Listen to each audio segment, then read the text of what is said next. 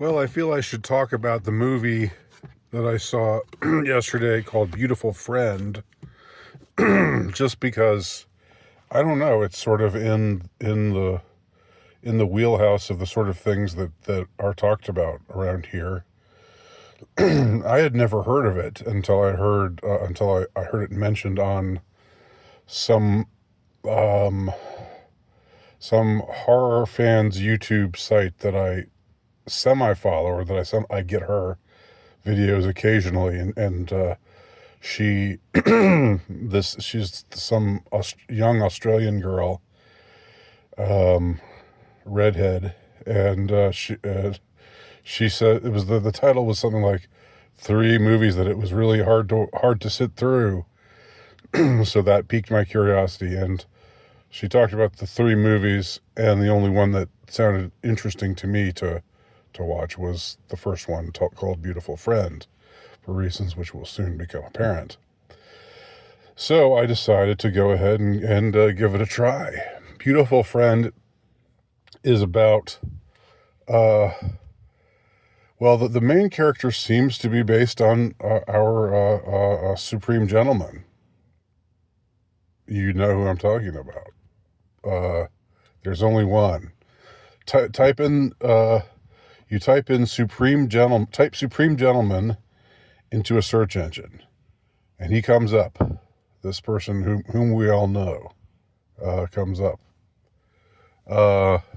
And so the Supreme Gentleman was, I guess in many people's minds, the proto incel. He was the first one to really. It was after his rampage that people started talking about uh, incels, which I don't think has been a positive. I don't think that the the branding of young men, lonely, sad, uh, uh, romantically unsuccessful young men, I don't think the branding of them as incels has been a good or kind or positive, has led our culture in a particularly salubrious direction in any way. So, not a fan of it. I wish it would go away. I wish that the term would just. I know it has its own origins. Um, and I know there are people who say no. Well, when we're talking about incels, we're not talking about all young men who struggle romantically. We're just talking about blah blah blah. But really, let's face it, you're not. Most of the time, you're not. You're if you want to insult a young guy or any guy, you call him an incel. It's sort of like a taunt. It's that's what it's become. And if it were, if it were supposed to be some kind of helpful designation of of a sort of person, uh, then it wouldn't be slung in this playground taunt kind of way that it is. You know, in the end, I remember when romantically unsuccessful or young men who were generally thought of as unattractive were called dorks, geeks, nerds, things like that. Those weren't nice. It wasn't nice to say those words, but incel takes it to a whole new level because it makes it seem like, and I have an article about this, which if I remember to, I'll link to it in the description box below. But it makes it seem like you're being righteous. It makes it seem like you're virtue signaling for the good, on the side of the good, um, when you call somebody an incel, as opposed to in the past, if you called someone a dork, you were just insulting him. You were just making fun of him, and there was nothing righteous about it at all. It didn't even try, claim to be righteous. But there's a self-righteousness to people who call other people incel. Uh, and we all know that. Anyway, the character in this movie seems to be based on the Supreme Gentleman himself, just insofar as his speech, the way that he talks, the voiceover is very much apes his style of talking, his grand, um, kind of overly dramatic manner of speaking. And we see him but so it's based on him, but it's not really based on his story, because the story of Beautiful Friend just involves this young man who's extremely isolated, and embittered, and doesn't seem to have anybody that he really hangs out with. He's got this nosy, intrusive mother, who he seems to hate, and but she always comes around and knocks on his door, and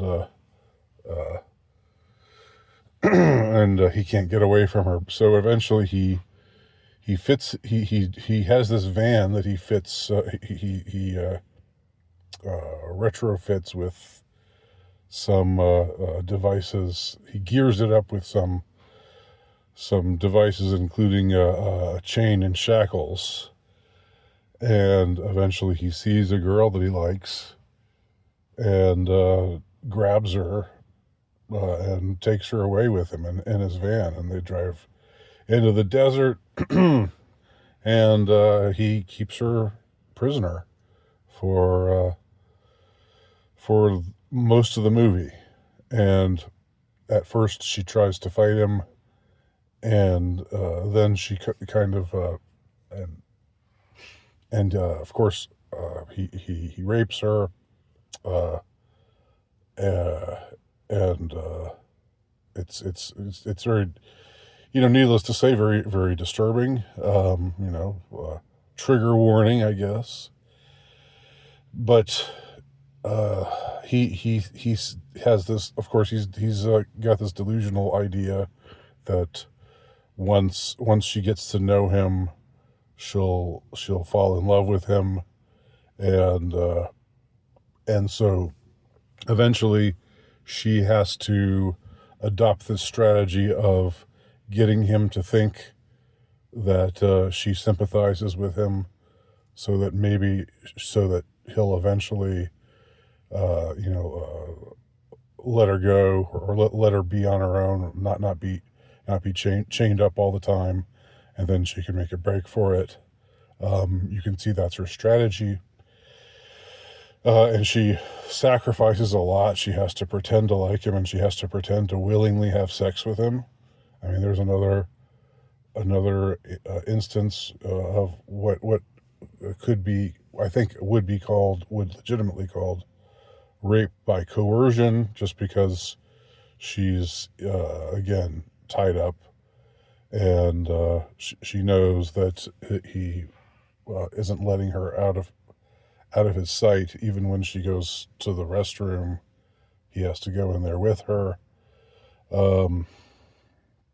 And so she just has to pretend to be his girlfriend eventually, and like willingly has sex with him. And it's all part of the strategy of wanting to eventually get away from him. We don't know very much about this girl, except that she has she lives with her mom and her younger brother.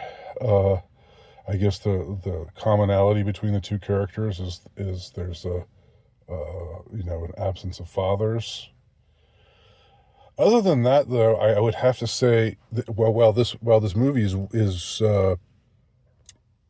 well filmed and well acted, and it's on the shorter side, so it never becomes dull, and it is at times harrowing just because of the subject matter. I don't know if it really helps. I don't know if it really has much to say about the subject. I don't know if it's. I can't say in the end whether it's really worth watching. I mean, I guess if you're interested in anything that pertains to what I would call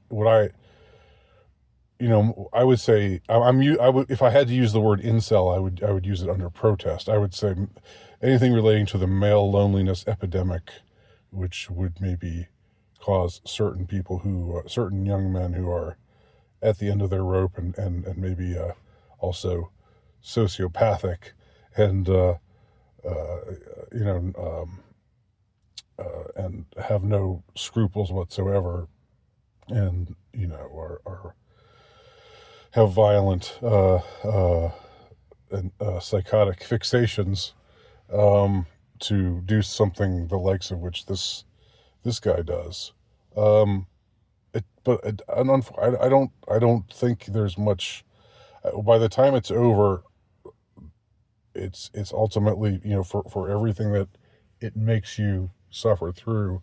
I don't know if it really tells you very much about either of the characters or about society or about anything exactly. But that's it. It's a movie called Beautiful Friend. Check it out if you want, and if you have checked it out, let me know what you think.